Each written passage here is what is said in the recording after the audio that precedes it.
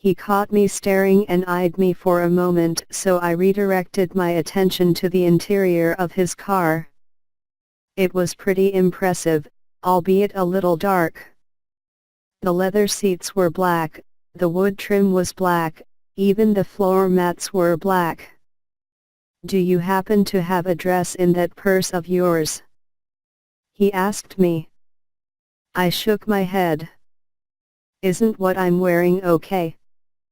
He stared at me and I glanced down at my shirt, immediately seeing a hole in it big enough to show part of my bra. Sucking in a breath of surprise, I pulled my shirt up so the extra material would cover it. "I figured we'd have to get you something, so I already made an appointment for you," he said, unfazed. "An appointment?"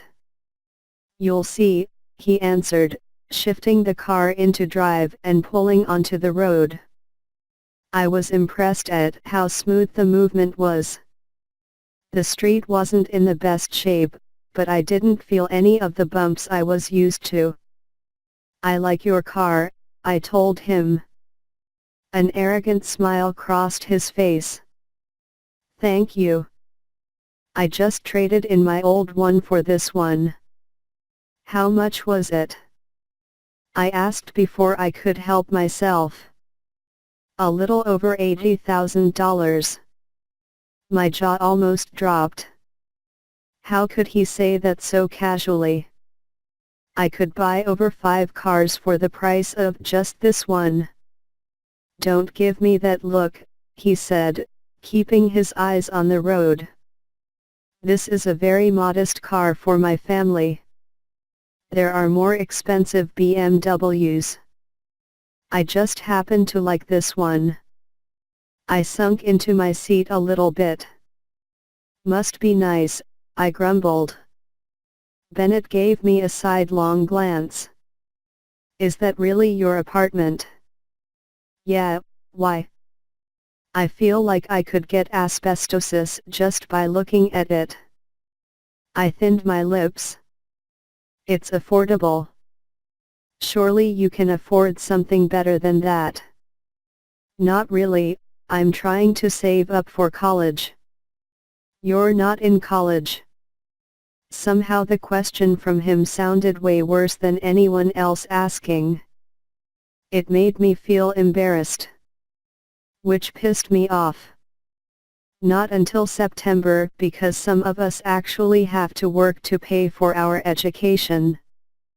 This was the first year since I graduated high school that I'd actually managed to save up enough money to afford a year's tuition. And that was minus my loans and scholarships. "Why doesn't your family help you?" Not wanting to sound like the typical "oh poor me, my parents are dead" girl, I kept my mouth shut.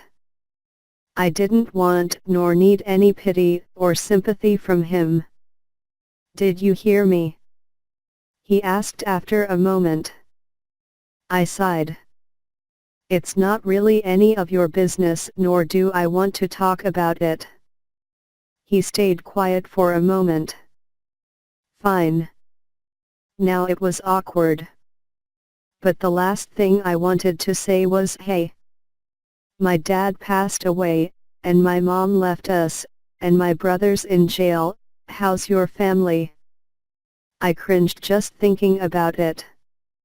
"Where are we going, anyway?" I figured I should have asked this in the first place.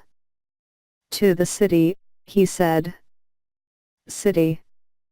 There wasn't really anything city-like in Poughkeepsie. "Like Arlington?" He shook his head. "No, New York City." "New York City?" I repeated incredulously. "That's almost 2 hours away." "It'll be a quick drive. The car has Wi-Fi if you'd like to connect your phone to it." I stared at him for a moment, my mouth open. I had to be in the car with him for 2 hours straight? Was he planning on kidnapping me? Oh God. I shouldn't have been so quick to trust him. I was probably going to be sold into some human trafficking group. No, no, no. He was too important to kidnap someone. He'd probably hire someone else to do it if he really needed to. I was safe from that, at least. I just wasn't safe from an awkward car ride.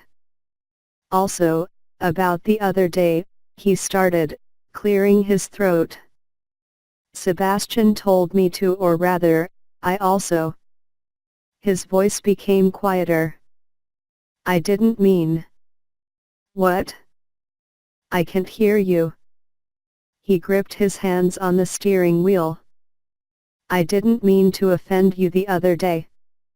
Remembering multiple times that he offended me unconsciously, I didn't exactly know which one he was referring to. About what? He gave me an impatient look. Don't make me repeat it. I have no idea what you're talking about, Bennett. He straightened his back. I am sorry for making a comment about your breasts the other day, he said quickly, then immediately looked relieved. I groaned. Why did he have to bring that up? While we were stuck in a car for 2 hours. While I was correct in what I was saying, he tried to continue, but I cut him off, reaching over and turning on the stereo. Let's listen to some music. Noticing he had Sirius XM, I turned it to the Alt Nation and turned the volume up so loud I wouldn't be able to hear him if he spoke again. It was going to be a long drive.